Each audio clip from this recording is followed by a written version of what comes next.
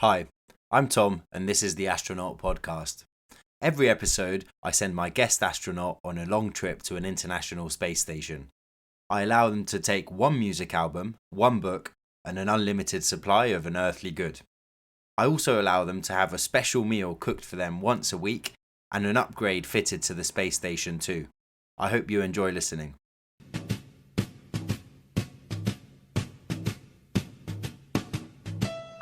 Fly me to the moon, let me play among the stars. Let me see what spring is like on Jupiter and Mars. In other words, our astronaut today is Yordan Angelov, better known as the Newbie Investor.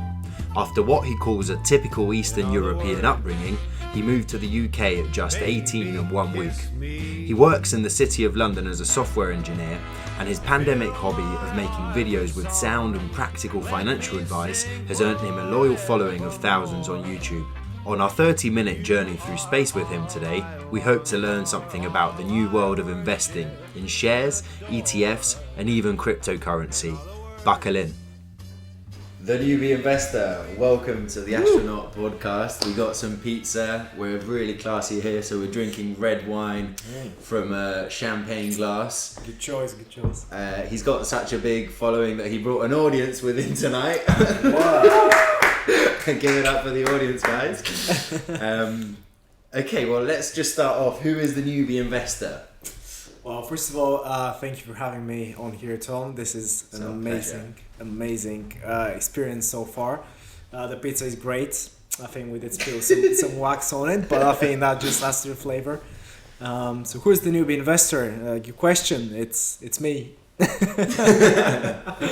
yeah, no. The Newbie Investor is an idea that I had during the pandemic, and during lockdown, I kind of needed something to keep myself busy. And I've also been really involved in trading stocks and looking into cryptocurrencies. So I wanted to do something where I would kind of put my passion and kind of commit to it so that I'm able to learn more about it and also share what I've learned with other people. So the idea for the Newbie Investor came around, which is basically my YouTube channel. I'm also on Instagram and TikTok for any of you out there. Want to follow, you know what to do. Might find him on Tinder as well, girls. No, I'm joking. No, definitely not. I stay away from apps like this. No, but yeah, the Newbie Investor, it's been something that I've been doing for almost a year now, and yeah, it's been interesting. It's something that I hadn't tried to do before, so it was a very interesting experience, a very big learning curve.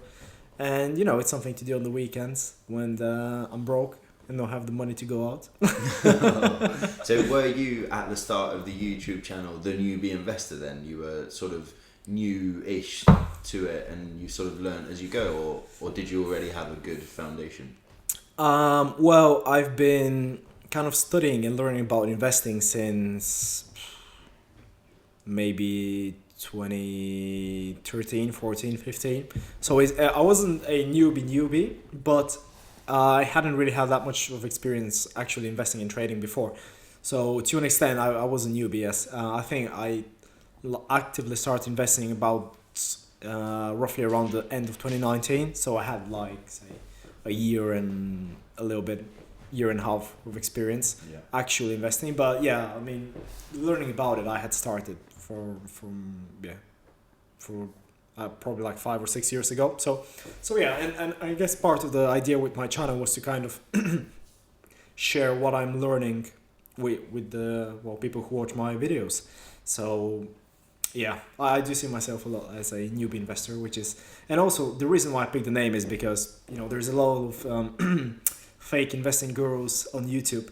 And if you see someone that's called the Newbie Investor, you wouldn't think that he's like the best. Yeah. So I don't want to be misleading people financially. Yeah.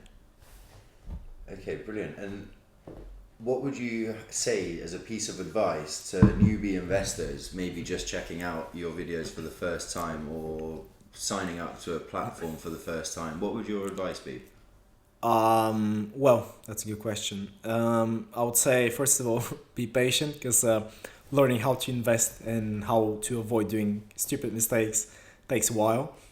I would say be consistent and just stick with it, because it is something that can really have a very positive impact on your life and your finances, ideally. And if not, then you're gonna have a lot of fun. Yeah. So what are some of those common stupid mistakes then that you would sort of say, you know, I think everyone's sort of going to do this one, or top 3 or top 5 or however many? Okay. Well, first of all is trading or investing in something that you don't understand. That's a big no-no, and you very fast see that it's going to That hit home. Bitcoin. Yeah.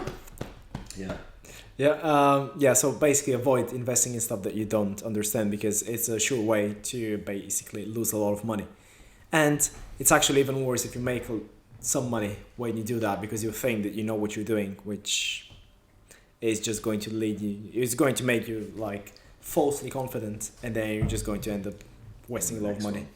Yeah. Next one, it would be probably. People just rushing into stuff, not taking the time to learn actually about investing and about the basics. Fundamental analysis is, a fundamental. So there are things that you should know before you start investing, and a lot of platforms have good education materials, but you just need to spend some time. And the third thing is probably putting in way too much money. So I think that quite a lot of people, or from my own experience, when I started, I was very overconfident, so I put in more money than I could afford to lose, and luckily I didn't lose pretty much anything, but it does open you to a lot of risks, and it can stress you out, and it can just put you off investing as a whole. So I would just say start slow, don't put in too much money, and just take the time to learn. Nice.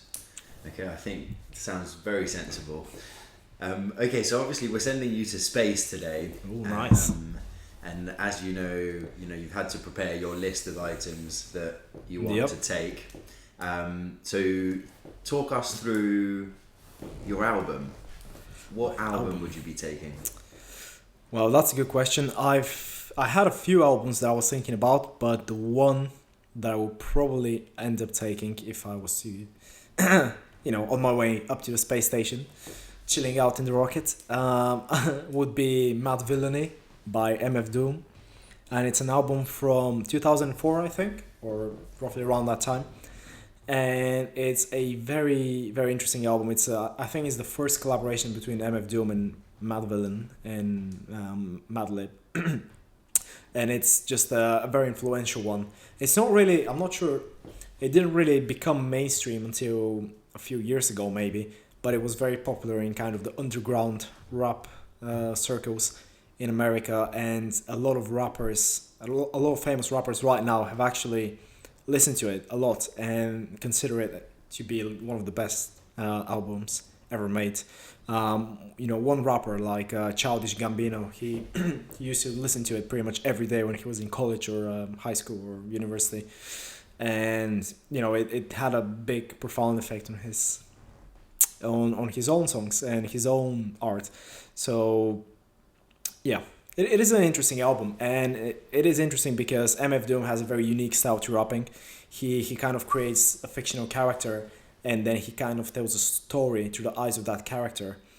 And MF Doom is basically based off of Doctor Doom from the Marvel comics. And it is just kind of his story cut together with rap and samples from cartoons. It's quite interesting. It's something very different from other rap albums. That'll have your boom blown or either thirst bone. Rockets won't burst, clone, just don't curse the grown. On his own microphone, bring it everywhere he go, so he can bring it to you live in stereo. Panic, can't understand it, ban it. The underhanded ran it, planned it, and left him stranded. The best, any who profess will be remanded. Some epic tracks in there. Thank you for suggesting that. I'm going to be listening to that later. So what about YouTube? What have you learned about YouTube? About the algorithm, about how to gain following, about how to put yourself out there making videos? What's the process been like? Well, it's been a slow but steady learning curve. Obviously, it's not just about the algorithm. It is about making good quality content, good quality videos that people will actually enjoy watching. So it's been basically learning about all sorts of things, from promoting yourself to, as you say, the algorithm, which involves a lot of search engine optimization and being able to target specific audiences, specific keywords and niches, to learning about how to edit videos, how to kind of put a script together, how to keep your audience involved throughout the whole video. It's involved a lot of things, but I think that the most important thing has been to kind of just stay consistent and keep learning and keep trying to improve and see what you can do better, and just kind of trying to find out ways how to improve both your content and how to reach out more people. There's a lot of stuff involved. Yeah, definitely a lot. Yeah, but I think it's really good, and sort of that you say number one is just making high quality content, right? Mm-hmm. So in your opinion, what makes high quality content? High quality content. So first of all, one of my ideas with the channel was to produce videos with very high quality visuals, because I've noticed that there's quite a few investing gurus on YouTube have very poorly put together videos, and obviously just the visuals aren't what makes a video good. Really, what makes a video good is the content, so the analysis, because most of my videos involve an short analysis of a company or its recent news or stock movements and so on, and some of them involve kind of explaining different aspects of stuff like cryptocurrencies, or how to pick good dividend companies, or how to pick good mining companies and so on. So it just probably number one thing is doing your research, but then also kind of putting it together in a way that's easy to digest and makes sense, which is it's kind of easy to say, but there is a lot of there is a lot of art to it, and it just takes time and experience to kind of learn how to do it well. Okay, so what book would you take to the space station? Your next item, please. What book would I take? So I would, again, there's a lot of options that I would consider, but I guess the one I would take is The Lord of the Rings by J.R.R. Tolkien. Why I like Lord of the Rings is basically because it contains a lot of. First of all, it's based off quite heavily on Germanic and Scandinavian mythology, and that's something that I've been into for ever since I remember myself. It has a lot of very interesting characters, a lot of good character development. There are just it is a tale of kind of good versus evil, but at the same time it contains a lot of stuff from everyday life and a lot of stuff that everyone can aspire to, and it just contains a little bit of everything. It is an epic story. What would you say, talking about good versus evil, that sort of resonates with the narrative around the retail investor, Robin Hood, versus the institutional investor? Do you have anything to say about that? Is that narrative correct? Is the retail investor the good, disadvantaged underdog which is competing against all these big beasts? Well, that's a good question.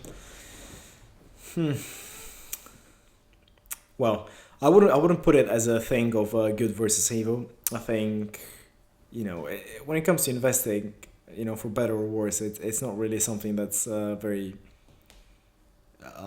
objectively moral. And obviously, people are investing to make money. So, saying that retail investor is good because he makes, well, I wouldn't say that retail investors are good. I wouldn't say that institutional investors are bad, but what can be frustrating is knowing that kind of some of the big boys in the big leagues, they have a lot more advantages than retail investors.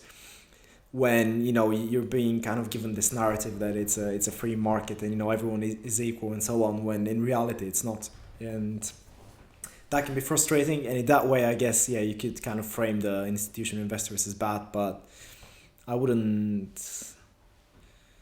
do that myself. Go as far as I would just say there that is an advantage because what does that advantage consist of then?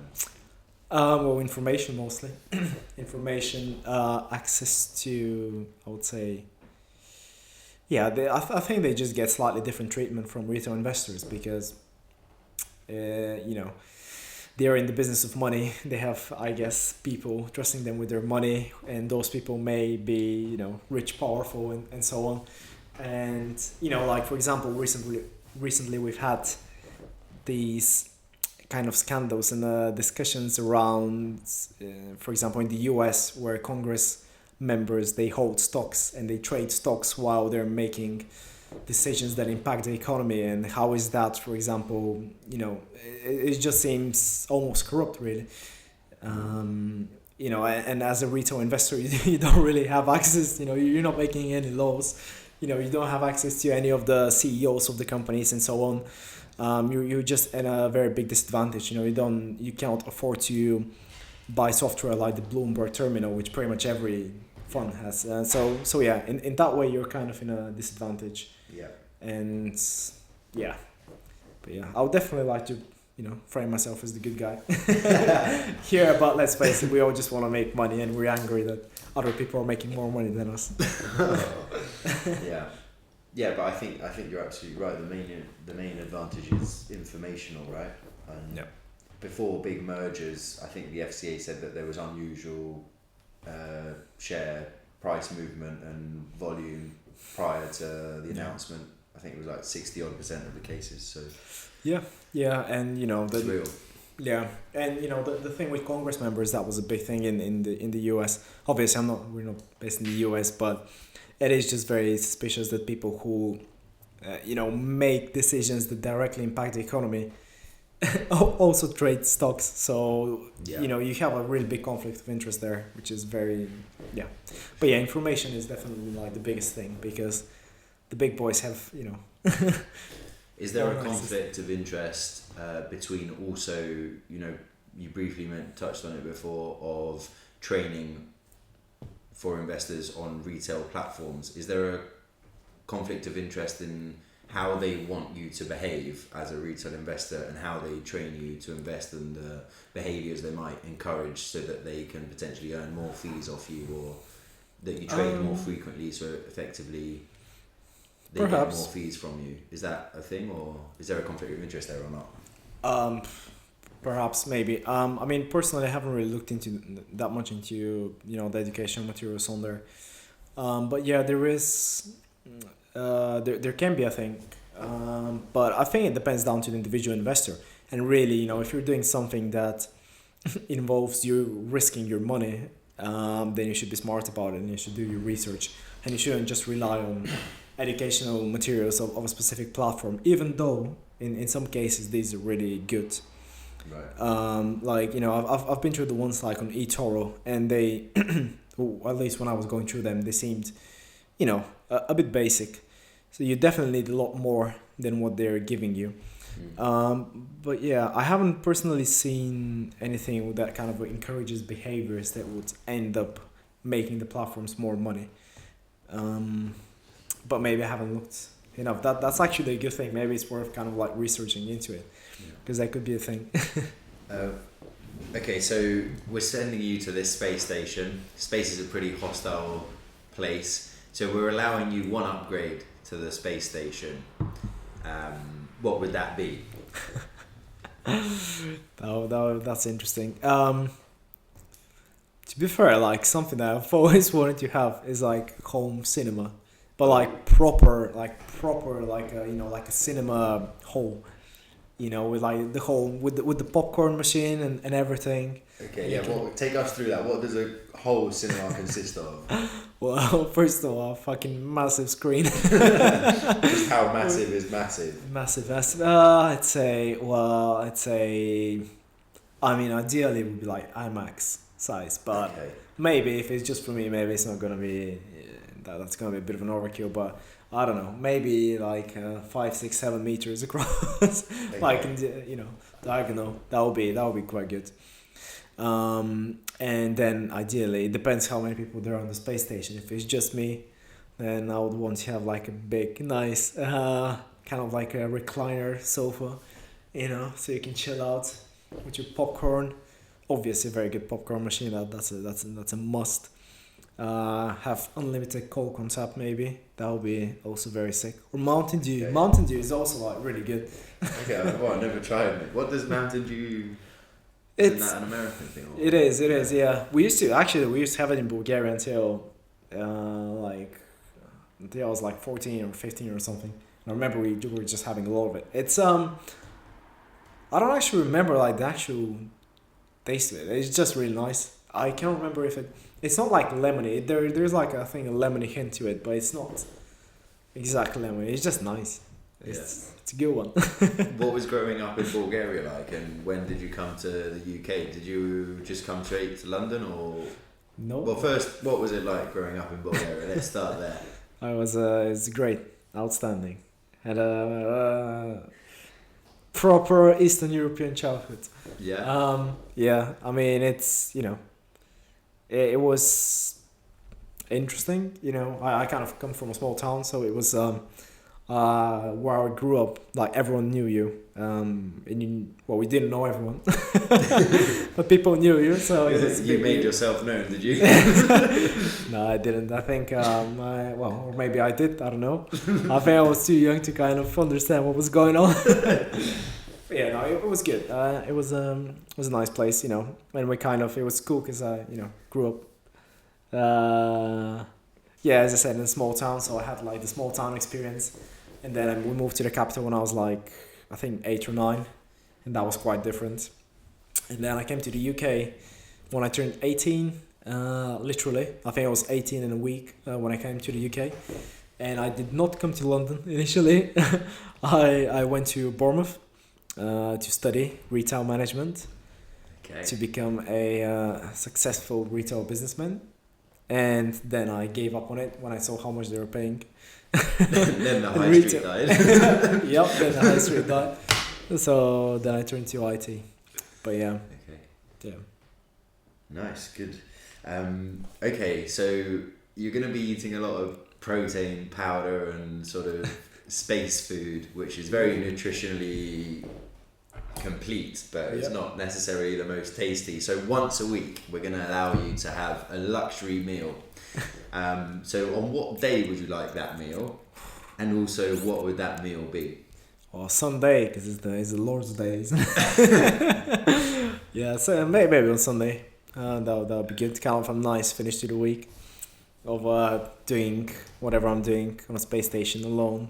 Oh, that sounds amazing. Watching a lot of movies by the sound of it. Yeah, pretty much. Yeah, one meal a week, special meal. Well, see, there's a very big dilemma between a pizza, like a nice pizza, like capricciosa or something with like lots of toppings. Well, with a bit of wax that we spilt on it. Oh yeah, wax. Yeah, that's a must. You know, you don't have wax on your pizza. Like, what are you doing? Yeah. So it would either be this, and obviously I'll have a garlic sauce, and obviously stuffed crust, because this is how you'd go. Okay. Yeah, this is probably what I'll have. It's a bit basic, but you gotta keep it simple when you're in space. You know. No, I like that. Okay, and last but not least, the unlimited supply of one good from Earth. Yeah. What would you choose? It's unlimited supply. I'm hoping that I'll have like, I don't know, space to keep it in space. Well, it's pretty big. Space is kind of the universe is pretty large, so I'm sure we can accommodate it. Good, what would it be? Well, I mean, I would say I'm assuming I have water because if I don't have water, then Yeah, I'm basics are covered. yeah, good stuff. Okay. Just want to say I don't want to be drinking my own piss. Like no offense to Bear Grylls, but I like the H2O. One good. See, a lot of things come to mind, and I'm not sure if they're necessarily the best We had things. some suggestions from the audience before, didn't we? Yeah. I think what was it? Porn was kind of up on Yeah, the list. it was on the cards or something. Yeah. Subscriptions. Well, I mean, it's I imagine it would get quite boring at space at some point, so you're gonna need something to do. Yeah, probably not porn. I mean, hopefully I'll find I don't know, other things. Perhaps I'll get a. See, the more I think about it, the worse it gets because there are so many options and. It's hard to pick, but